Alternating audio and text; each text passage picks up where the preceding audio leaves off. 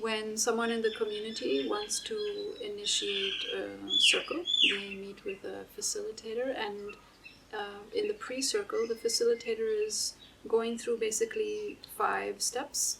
So the first one is finding the act. The second one is hearing meaning, so the impact that this act has for the person initiating or anyone else when they get pre-circled. Explaining the restorative circle process and checking whether there's any questions.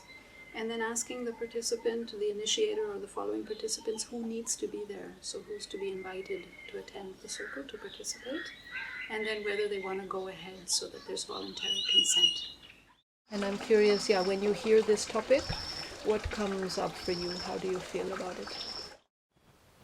The second element that we focus on in the pre-circle is what we call hearing meaning.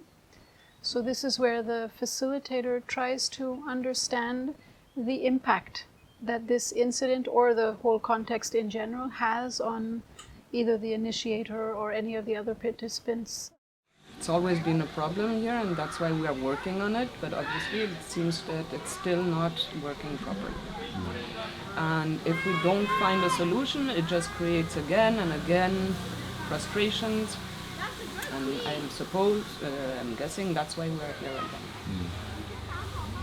Okay, so I'm hearing you share that you weren't that surprised that the circle was called, and that you experienced this issue around transparency and communication, and that you kind of longing for a proactivity, is that a word? Yeah. Like to work on it, to not have the frustrations in the later on. Yeah. And we use what we call reflective listening. So the facilitator kind of verbally gives back to the participant what they understand as is going on for them. So what they understand maybe in terms of the participant's thoughts or feelings, images, and also the participant may not actually express it, but what does the facilitator understand as the participant's longings? Like, what is at stake in this situation?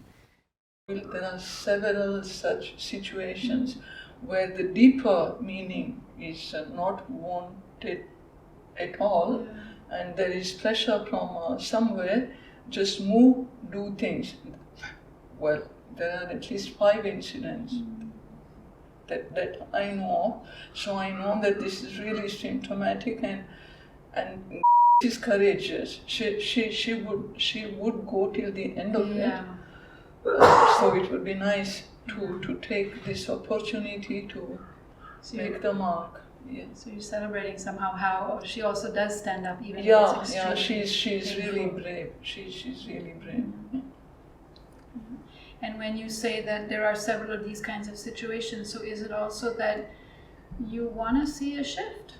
You want to see a shift in our community processes and decision making, and so that it's more inclusive and respectful and caring? Yeah, absolutely. Yeah. And in this reflective listening that the facilitator gives it back, and it's not paraphrasing, so the facilitator doesn't give it back to the participant, word by word verbatim, but in the facilitator's own natural way of expressing him or herself, but that it's very much a reflection of what the participant is experiencing or what the facilitator imagines the participant is experiencing. I guess for me, when I read, communication, transparency, I really felt that was just a symptom of other things going on. I didn't feel like anybody was trying to actively try to keep information from anybody else. I feel like they all have good intentions and are working hard, very hard, to do this TLC thing. But maybe I felt that the reason that the communication is either not happening or is happening too slow or is somewhat convoluted is because there is I think, just so much that they're trying to handle. And so when one is just putting out fires, I think, or just dealing with the immediate, there's not as much time or attention or effort given. So yeah, I guess that's part of it. Is like, wherever the focus is where stuff gets done. Is what we get more. So I feel like just the focus isn't on the communication because, you know, for whatever reason, I just feel like that's just what's happening. Can I recap just some of what I heard to make sure that I get you? Yeah. So you got the email and it said communication and transparency. You feel like that's not the issue, but that's a symptom of like an overload of things to handle and do, and that you see the efforts and good intentions of the people at TLC trying to make it work, but it's just too much, and the energy is focused on putting out fires or the immediate. Or the immediate need, not necessarily fires, but you know, kids need to learn, and kids need to get buses, and lunches need to happen, like that stuff. Yeah, and the communication and transparency would be more like systematic long-term work. Yeah. One simple reason why we do this is to check understanding, you know. So as if I was in the facilitator's position and I give back somebody's meaning, I'm checking, have I understood you the way you wanted me to understand you?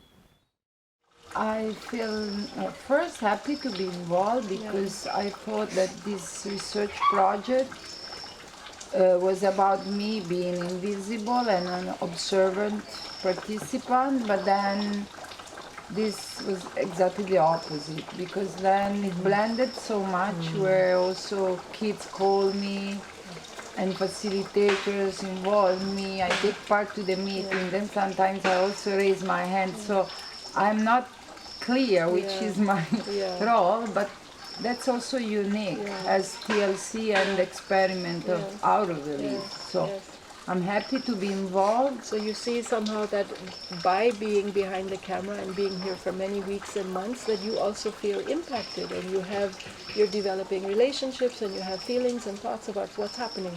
Yeah, So there's a joy in a way to be behind the camera, but also be part of the community. Also my personal life, all my ideas about education now are evolving. They're growing, so I'm happy as I see. So this research is impacting my life. And again, what I had said around hearing the act, it's the same. This facilitator has the same stand of always being half a step behind. So it's very much that the participant naturally shares, you know, where they are, either emotionally or mentally or conceptually or energetically around the situation or the specific act, and that the facilitator tries to understand that and check. And it's a challenge, no, that's why for me it's like a much larger conversation. It's complex. Like on one hand, it's a huge celebration.